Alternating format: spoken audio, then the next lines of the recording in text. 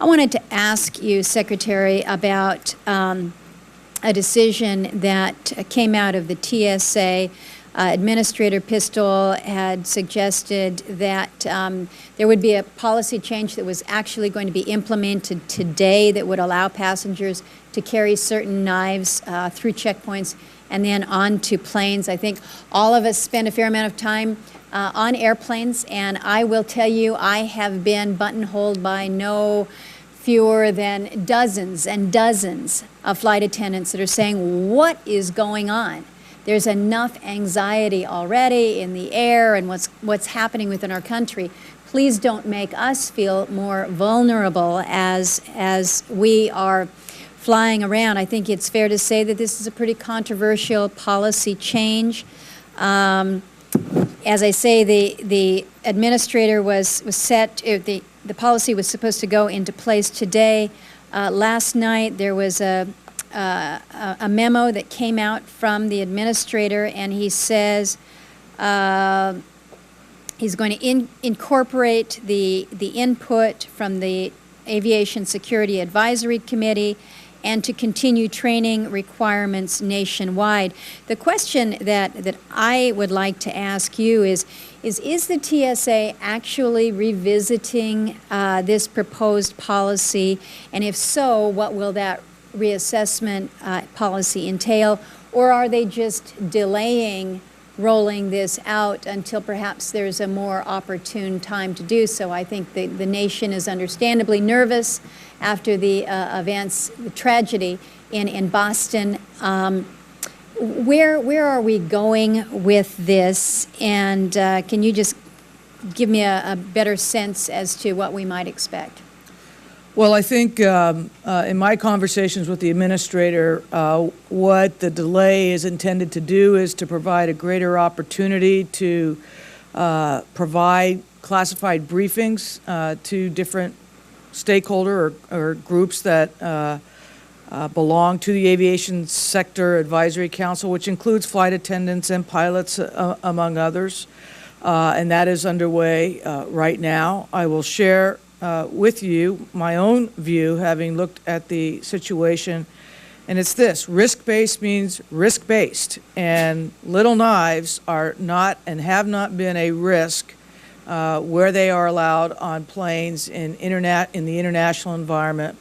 And when you look at what we really need to be concerned about, which are things like powder explosives, and the increasing sophistication of our adversaries in trying to get an explosive onto a plane, we want to take out of the mix these things which in the end are not a danger to bringing down the aircraft. I think that where we look at where the threats are coming from and the real risks, the decision made by the administrator from a security basis is the right decision. So I wouldn't say that he has reopened the ultimate conclusion. Perhaps there'll be some changes in implementation that will remain to be seen. Well, I'll be honest with you. I think that any diligent effort that might be made to enforce a new policy, if we're really going to be training these TSA agents in terms of what it is that they need to check for, what it is that they need to disallow or allow, I'm concerned that what we might see are further delays, thus defeating some of the rationale of this new policy. I continue to be concerned about the training of the TSA folks just on the ground there. I understand what you're saying in terms of risk assessment there, but I am writing the DHS Inspector General and asking him to closely scrutinize the issue, assess the training period that is being provided to the TSA officers before it's implemented.